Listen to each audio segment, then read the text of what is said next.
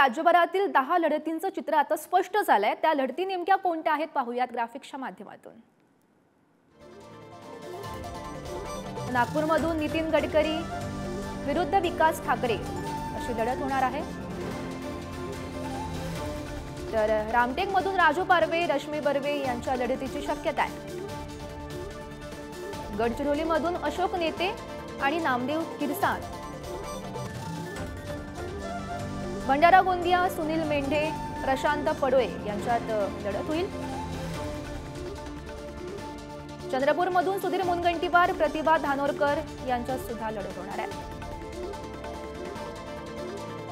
सोलापूरमधून राम सातपुते प्रणती शिंदे यांच्यात लढत होईल आणि पुण्यामधून मुरलीधर मोहोळ रवींद्र धंगेकर यांच्यात लढत होणार आहे। नंदुरबारमधून हिना गावित गोवाल पाडवी, नांदेडमधून प्रतापराव चिखलीकर वसंत चव्हाण यांच्यात लढत होईल। लातूरमधून सुधाकर शृंगारे शिवाजी काळगे,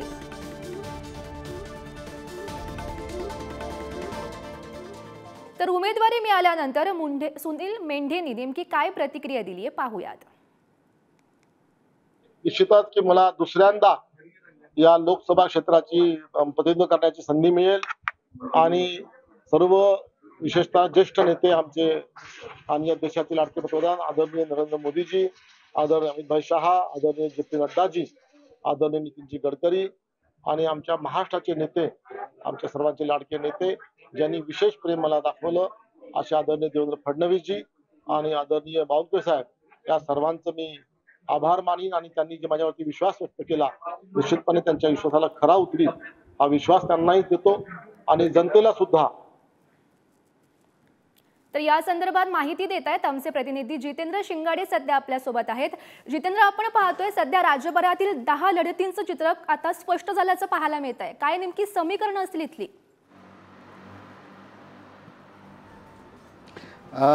नागपुरातील किंवा मग विदर्भाचा जर विचार केला तर किंवा राज्याचा विचार केला तर पहिल्या टप्प्यामध्ये विदर्भातील 5 लोकसभा मतदारसंघासाठी निवडणूक पार पडणार आहे। 21 एप्रिलला हे मतदान होणार आहे आणि या निवडणुकीमध्ये कोण उमेदवार असणार याची उत्कंठा जी होती ती कालच्या शेवटच्या क्षणापर्यंत ताणून धरण्यात आलेली होती। कारण मग महाविकास आघाडी असो किंवा महायुती असो, सर्वच उमेदवारांचे पत्ते हे दोन्ही पक्षांनी उघड केलेले नव्हते। मात्र काल रात्रीपर्यंत आता जवळपास हे चित्र स्पष्ट झालेलं आहे आणि त्यानंतर आता उमेदवारी कोण असणार हे सर्वच समोर आलेलं आहे। जर लढतींचा विचार केला तर नागपुरातील केंद्रीय मंत्री नितीन गडकरी यांच्या विरुद्ध आमदार विकास ठाकरे ही लक्षवेधी लढत असणार आहे। त्याचबरोबर चंद्रपूरमधील सुधीर मुनगंटीवार विरुद्ध आमदार प्रतिभाताई धानोरकर यांची लक्षवेधी निवडणूक असणार आहे। या निवडणुकीकडे सर्वांचंच लक्ष असणार। त्याचबरोबर काल जे भाजपने आपली 5वी लिस्ट जारी केली आणि त्यामध्ये विद्यमान खासदार भंडारा गोंदियाचे सुनील मेंढे यांना पुन्हा एकदा विश्वास टाकत त्यांच्यावर उमेदवारी देण्यात आलेली आहे। त्याचबरोबर अशोक नेते यांना गडचिरोलीहून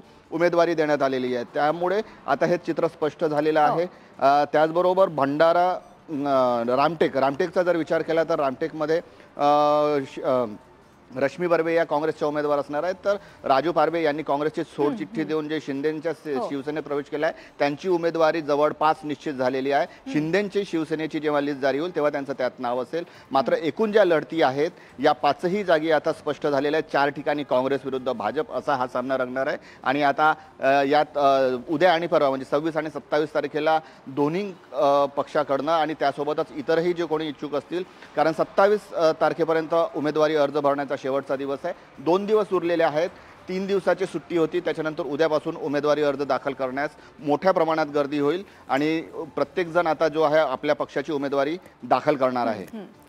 नक्कीच जितेंद्र, तर विदर्भातील लोकसभा निवडणुकीचे अपडेट्स आपण घेत होतो। जितेंद्र, असंच आपल्या सोबत जोडलेले राहा।